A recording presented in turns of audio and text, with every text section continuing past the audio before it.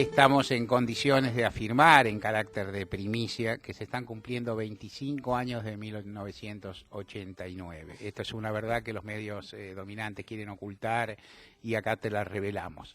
La segunda cuestión es que, como también siempre te contamos, nosotros tenemos una gran movilidad de nuestro equipo y demás. Nos movemos mucho, viajamos. Martín Rodríguez está viajando en este momento para hacer su columna.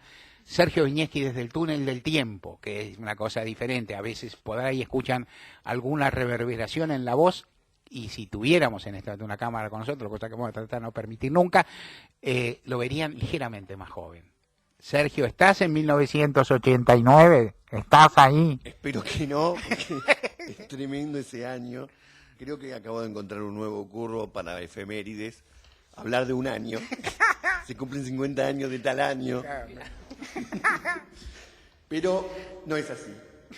Vamos a ser honestos. Gabriel Di Meglio escribió en la página de Telam un artículo sobre todo lo que ocurrió en 1989 y le hemos agregado cosas, le hemos puesto algunas cuestiones, pero ponerse a pensar lo que pasó en ese año es fuerte. Me siento con un poco de eco. Es el eco de tus palabras. Es el eco de mis palabras. El eco adormecido. ¿Le puedo pedir que por favor me vuelvan a mi estado normal?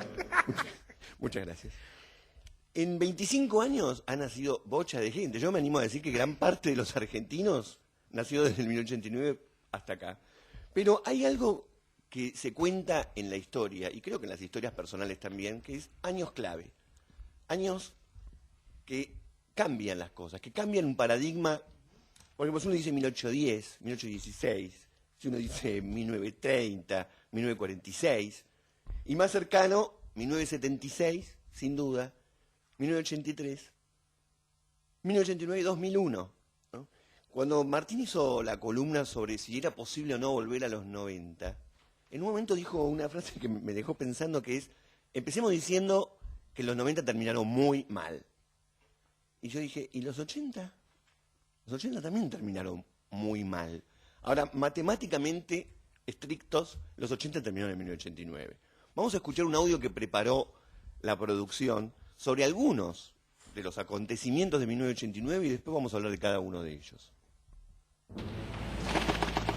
Escuchen, todos son impactos directos contra el edificio de la Guardia de Prevención de La Tablada. Se está incendiando. Señor, disculpe, ¿cómo fue la acción? Fue justo cuando lo volaron al oficial principal, el Rey, que le volaron las dos piernas. Y yo lo fui a buscar y el que está acá, ese que está tirando, se ve que está muy bien armado.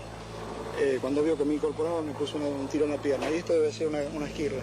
Sentimos estupor e indignación frente a la sanguinaria y cruel acción de estos personeros de la muerte. Pero al mismo tiempo experimentamos el legítimo orgullo de ver a los hombres del ejército que nuevamente han dado prueba fehaciente de su valentía, de su inquebrantable decisión de defender nuestra independencia y de resguardar, por consiguiente, la soberanía popular.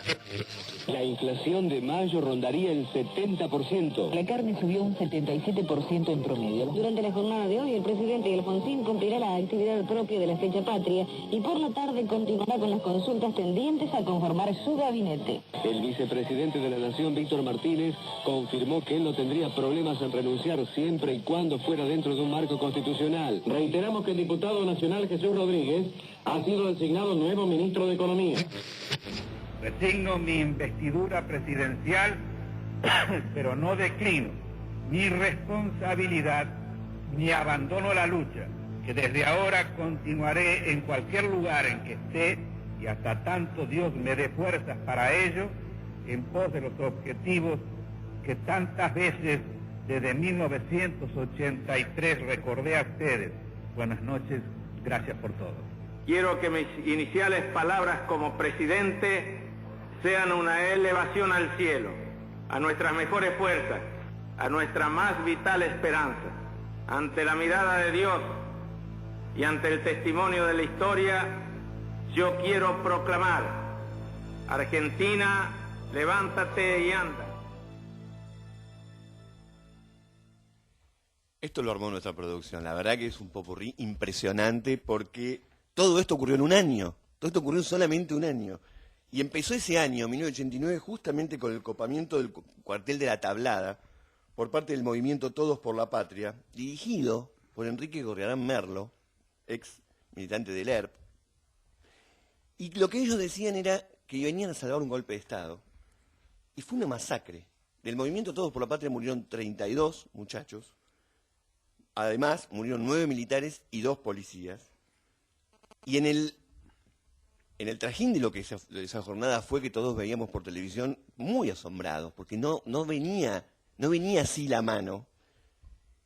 No se aceptó la rendición de los combatientes. Se usó fósforo blanco para reprimir, prohibido por las Naciones Unidas. Hubo torturas y ejecuciones sumarias una vez que ya se habían entregado algunos de esos que habían tomado el cuartel.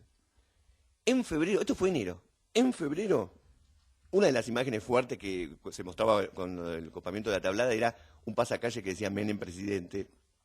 En febrero se disparó la hiperinflación.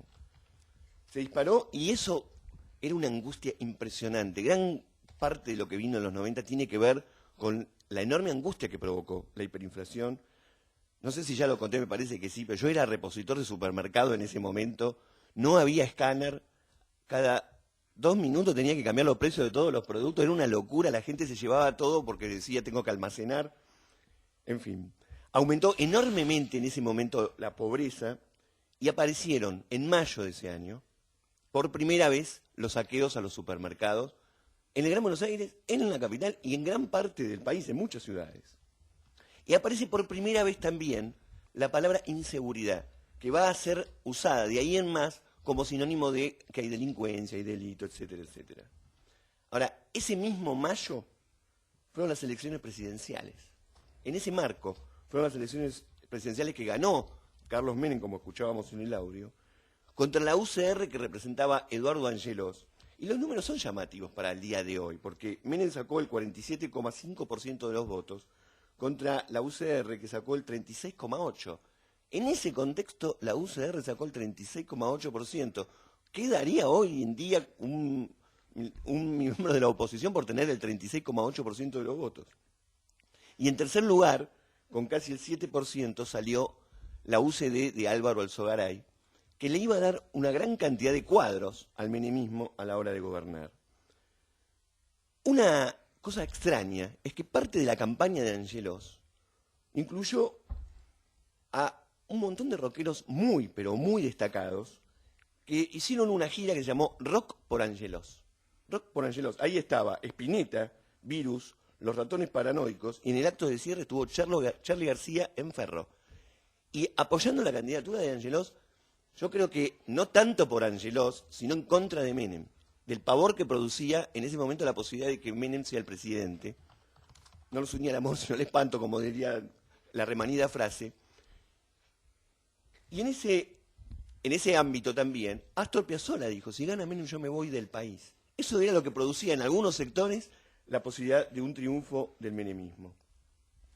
El 14 de junio, lo escuchamos en el audio también, Alfonsín anunció, tenía 62 años él, que adelantaba la entrega del poder. Lo adelantaba 5 meses y lo anunció 14 días antes, porque lo anunció el 14 y la entrega del poder era el 30.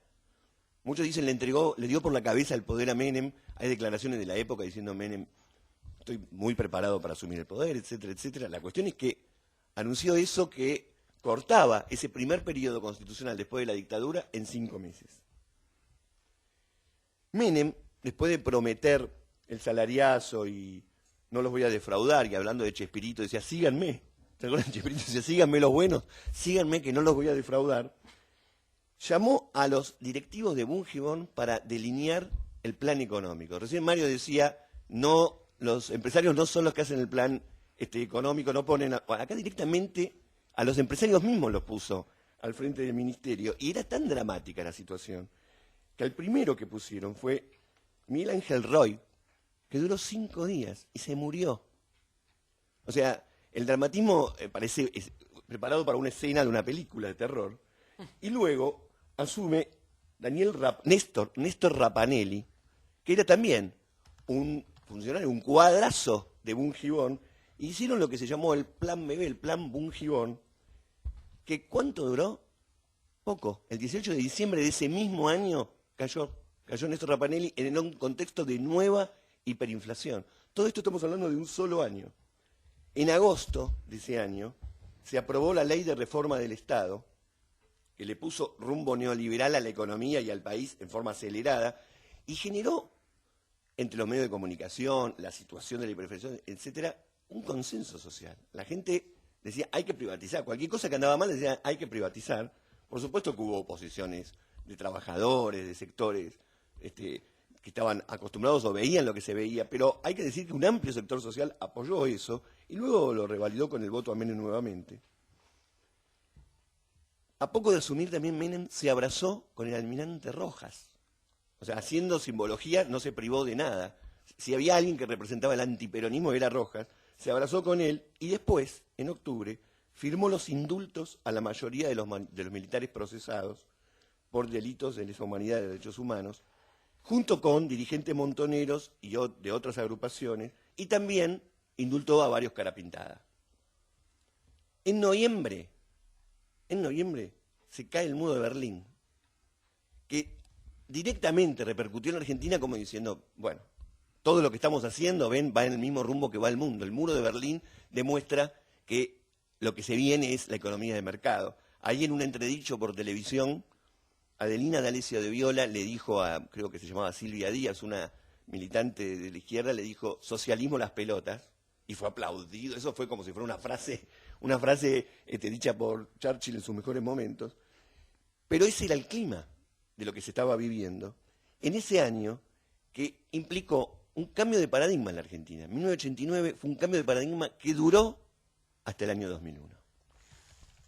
Sergio Wisniewski, volvete del túnel del tiempo, que te queremos acá para la segunda hora. Vamos.